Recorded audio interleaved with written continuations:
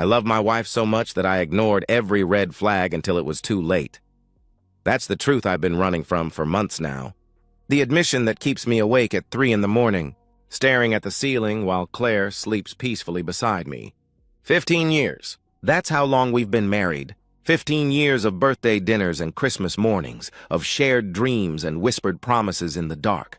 I worked 60-hour weeks at the construction firm, took every overtime shift they offered, all so Claire could have the life she wanted. The house in Westbrook Heights, the BMW in the driveway, the designer handbags she'd casually mentioned wanting. Her parents, Robert and Helen, treated me like the son they never had. Sunday dinners at their place were sacred. Robert would pull me aside to watch the game while Helen and Claire gossiped in the kitchen. "You're the best thing that ever happened to our girl," Helen would say, squeezing my shoulder with those warm, motherly hands. I believed her. God help me, I believed all of it. The changes started a year ago, subtle as a shadow creeping across the floor. Claire would flinch when I touched her shoulder. Not dramatically, just a tiny pull away, like my hands were cold. She started taking her phone to the bathroom, something she'd never done before. "Just checking work emails," she'd say with a dismissive wave, but her marketing job at the nonprofit had never required bathroom email checks in 14 years. Then came the work trips. 3 in the last 6 months, all to conferences that seemed vague when I asked about them. "Oh, boring nonprofit stuff. Donor relations, grant writing workshops," she'd explain, already changing the subject. But she'd come back from these trips different, lighter somehow, like she'd shed some invisible weight. She'd be affectionate for a day or two, almost guilty in her attention, before sliding back into that careful distance. I found the Victoria's Secret charge on our credit card statement last month, $400. When I mentioned it, thinking maybe she'd bought something special for our anniversary, she laughed. "Oh, that was for Melissa's bachelorette party gift. You know how expensive lingerie gets," she said breezily. But Melissa's bachelorette party had been 3 months earlier, and I remembered Claire buying her a spa gift certificate. The makeup was next. Chanel lipstick in the glove compartment, a shade of red I'd never seen on her lips. "Emergency makeup for client meetings," she explained when I found it while looking for the insurance papers. But her nonprofit worked with homeless shelters and food banks. What client meeting required Chanel? Last Tuesday, she said she was visiting her sick aunt in Riverside, Aunt Martha, who'd been dealing with pneumonia. She packed carefully, too carefully for a sick visit. A dress I'd bought her 2 anniversaries ago that she'd never worn. New heels still in their box, that perfume her sister gave her last Christmas. "Martha likes when people dress nice," she said, not meeting my eyes. It cheers her up. I wanted to believe her. Christ, I wanted to believe her so badly that I made myself sick with the wanting. This was Claire, my Claire, the woman who cried at dog food commercials and couldn't kill spiders because they have families too.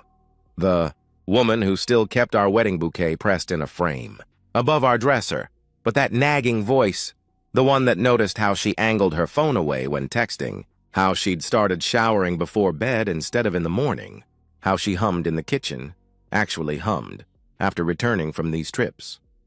That voice was getting louder. Which brings me to tonight. I'm sitting at our kitchen table, laptop open, staring at our shared email account. We'd set it up years ago for household stuff, utilities, mortgage documents, things like that. I was looking for our property tax confirmation when I saw it. Hyatt Hotels. Booking confirmation. This weekend, the same weekend she's supposedly visiting Aunt Martha again. The booking was for 2 guests, and the room type was listed as romantic suite. My hands shook as I realized I was holding proof of something I wasn't ready to face. I didn't sleep that night. How could I? Every time I closed my eyes, I saw that booking confirmation burned into my retinas like I'd stared at the sun too long. 2 guests, romantic suite. The Hyatt was 3 hours away, in the opposite direction from Riverside where Aunt Martha lived. By 4 a.m., I was at the kitchen table again, laptop open, coffee growing cold beside me. I pulled up Claire's work calendar. She'd given me access years ago so I could schedule dinner reservations around her meetings. There it was, Professional Development Conference blocked out for Friday through Sunday. The same dates as the hotel booking. My hands trembled as I called the Hyatt, using the confirmation number from the email. "Hi, I'm calling to confirm some details for my stay this weekend." I said, my voice surprisingly steady. Of course, Mr. Webb. I see your reservation here for the romantic suite, checking in Friday. Will you still need the champagne and strawberries package? The receptionist asked cheerfully. Webb? Marcus Webb! The name hit me like a physical blow. Her supervisor. Married Marcus Webb with his perfect wife and 2 young kids, whose photos decorated his office. Marcus Webb, who'd been so supportive of Claire's career growth, who'd recommended her for that promotion last year. Yes, I managed to say. That's still needed. I hung up and sprinted to the bathroom, barely making it before I vomited. 15 years. 15 fucking years. And she was screwing her married boss in romantic suites while I worked overtime to pay for the life she wanted. The rage came next, hot and blinding. I wanted to smash something, to drive to her office and confront them both. But underneath the rage was something colder, more calculated. If I was going to burn this down, I was going to do it right. I spent the next 3 hours documenting everything. Screenshots of the hotel confirmation, photos of credit card statements showing charges I'd overlooked, restaurants I thought were client dinners, boutique hotels I'd assumed were conference venues. I found deleted text messages in her phone's backup folder on our shared cloud. Can't wait for this weekend. MX. Tell your wife you're golfing. I'll tell Dee I'm at Martha's. You make me feel alive again. Each message was a knife, but I kept going. I printed everything, organized it chronologically. By the time Claire woke up at 7 a.m., I had a folder an inch thick. You're up early, she said, padding into the kitchen in her robe. She kissed my cheek, and I had to force myself not to pull away. Couldn't sleep, I replied, keeping my voice neutral. Big project at work. She made sympathetic noises while brewing her coffee, and I watched her like I was seeing a stranger. How many times had she kissed me after kissing him? How many lies had those lips told?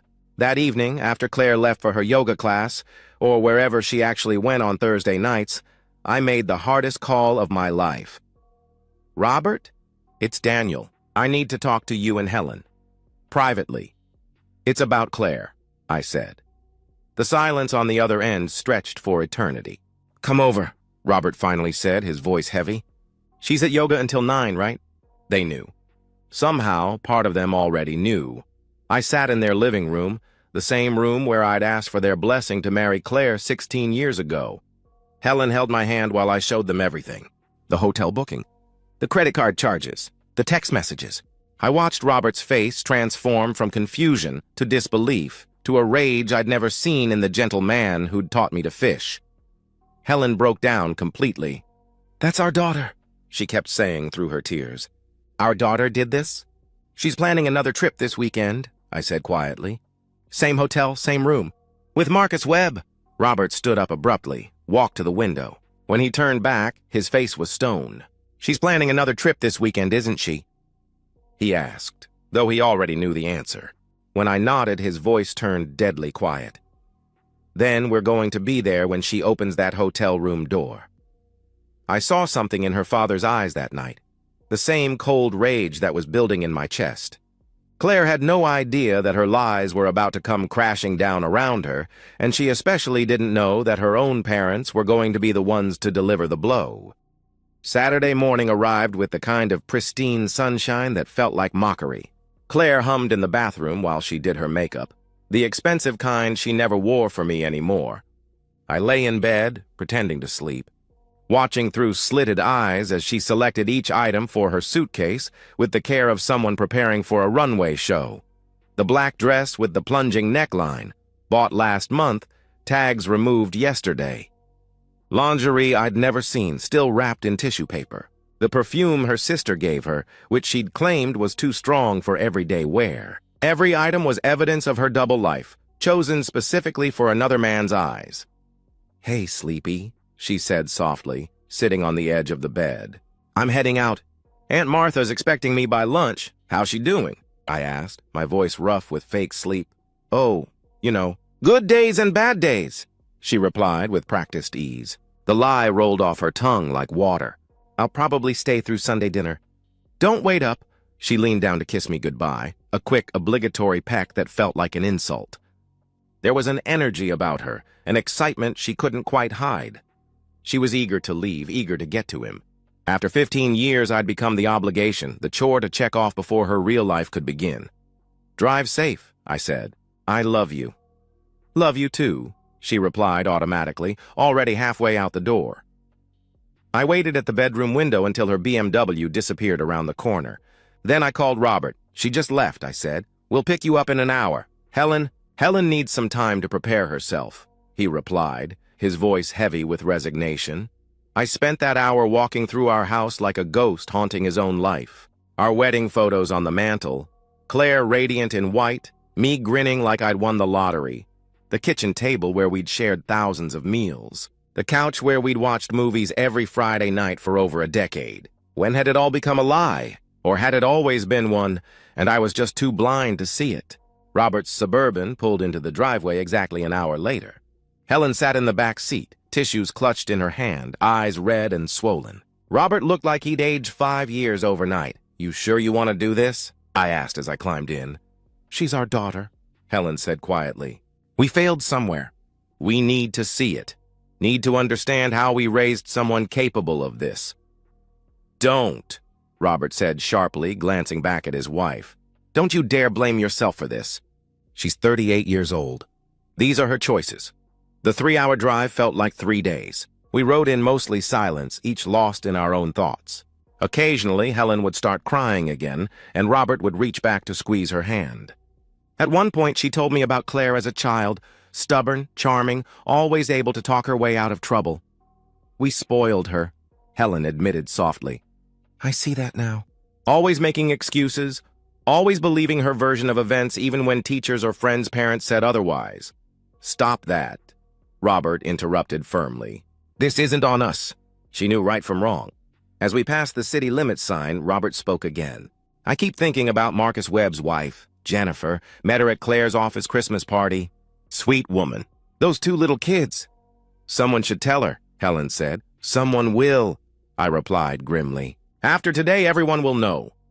The Hyatt loomed ahead, all glass and false promises. I checked the room number online, 412, 4th floor facing the pool. The romantic suite with its champagne and strawberries, with its king-sized bed where my wife was probably naked right now with another woman's husband. We parked in the visitor section. Robert turned off the engine and we sat there. Nobody moving. "Once we go up there," Robert said slowly, "there's no going back. No pretending things are fine. No more family dinners where we all act normal. You both understand that?" Helen grabbed my hand. "You'll always be our son, Daniel. Whatever happens up there, that doesn't change," she said firmly. I squeezed back, unable to speak past the knot in my throat.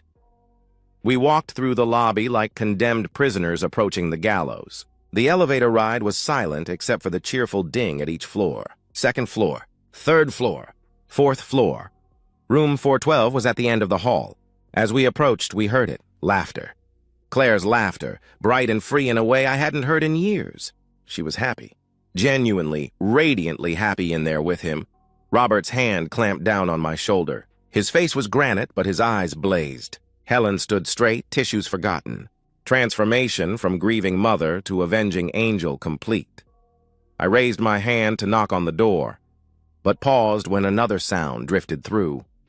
A man's voice, low and intimate, followed by Claire's giggle. A giggle, like a teenager with her first crush. Robert grabbed my shoulder and nodded grimly. "Do it," he commanded.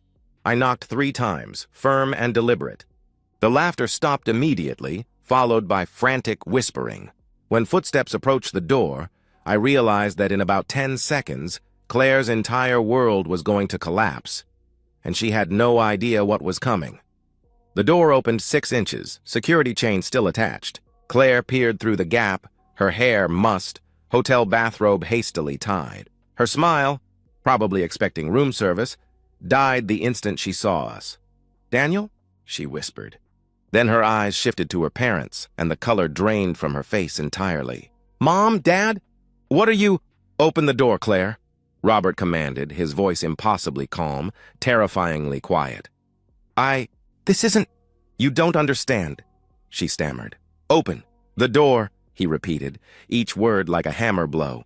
Her hands shook as she closed the door to remove the chain. When it opened fully, we saw the complete picture. Claire in the white hotel robe, makeup smeared, lips swollen. Behind her, Marcus Webb scrambled to pull the bedsheet around himself, his wedding ring catching the light as he moved. Mr. and Mrs. Patterson, Marcus started, his voice cracking. This isn't— Shut your mouth, Robert snarled, walking past Claire into the room. Don't you dare speak to me, you piece of shit. The room was exactly what I'd imagined. Champagne bucket on the nightstand, 2 glasses with lipstick marks. Claire's new lingerie draped over a chair. The bed sheets twisted and pulled free from the corners. The smell of intimacy and her perfume hanging in the air like evidence at a crime scene. Daddy, please! Claire began desperately. The slap came from Helen. Not hard, but sharp enough to shock everyone into silence. Helen, who'd never raised a hand to anyone in her life, stood there with tears streaming down her face. How could you? Helen's voice broke. How could you do this to Daniel? To us? To that man's family? It just happened, Claire pleaded. We didn't mean for it to— It just happened. I finally found my voice, and it came out as a roar. The hotel bookings just happened. The lingerie just happened. The lies about Aunt Martha just happened. Marcus tried to stand, still clutching the sheet. Look, Daniel, man to man, he began. That's when I lost it. 15 years of being the good husband, the patient husband, the understanding husband. It all shattered. I crossed the room in 2 strides and hit him. Not perfectly, not like in the movies, but hard enough to send him sprawling back onto the bed, blood spurting from his nose. Daniel! Claire screamed, rushing to Marcus. And that moment when she went to him instead of trying to explain to me, that's when I knew it was really over. You're done, Robert said to Claire, his voice like ice. You're not welcome in our home anymore. Don't call, don't visit, don't even drive by.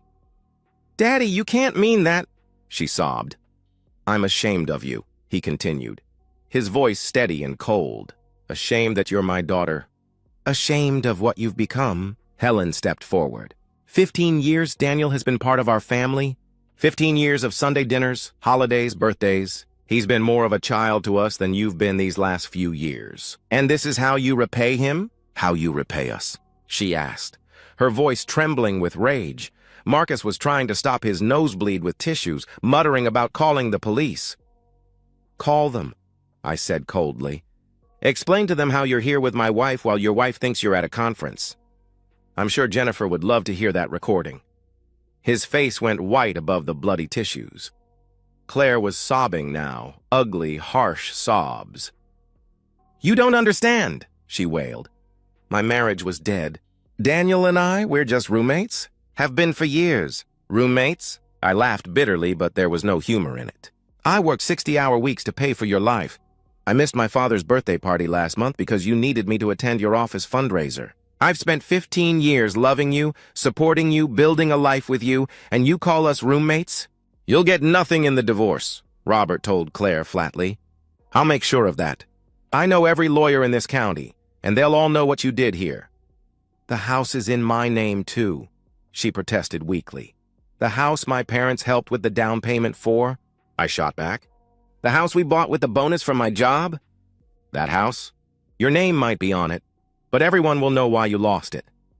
I walked to the closet and grabbed Claire's suitcase, dumping its contents onto the floor. The new dress, the lingerie, the perfume, it all tumbled out like evidence of her betrayal.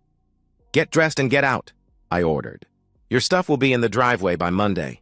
Come get it or it goes to Goodwill? Daniel, please, she begged. We're done. Divorce papers will be filed Monday morning, I said with finality. Helen walked to Marcus, who was still trying to stem his nosebleed. I know your wife, Jennifer. She volunteers at the same food bank I do. She deserves to know what kind of man she married, she said quietly. Please, Marcus begged pathetically. My kids. Should have thought of that before you f***ed my daughter, Robert spat. We walked toward the door, leaving Claire sobbing on the floor, her perfect weekend destroyed. At the doorway, I turned back one last time. She looked small, pathetic.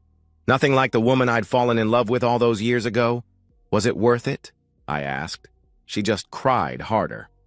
As we walked down the hallway, Helen took my arm on one side, Robert on the other. We heard Claire calling after us, begging, but none of us turned around. In the elevator, Helen spoke quietly. "You'll always be our son, Daniel. Nothing she did changes that," she reassured me. 6 months later, I learned just how completely Claire's life had fallen apart, and I realized that sometimes the best revenge is simply letting someone face the full consequences of their choices. The divorce was final in 3 months. Texas is a fault state, and adultery documented with evidence, photos, hotel receipts, witness testimony from her own parents, meant Claire got nothing except her personal belongings and her car. The house, the savings, the retirement accounts all stayed with me. Her lawyer, some cheap attorney from 2 towns over, Robert had been true to his word about poisoning the local legal well, tried to argue for alimony. The judge actually laughed. Marcus Webb's story ended predictably.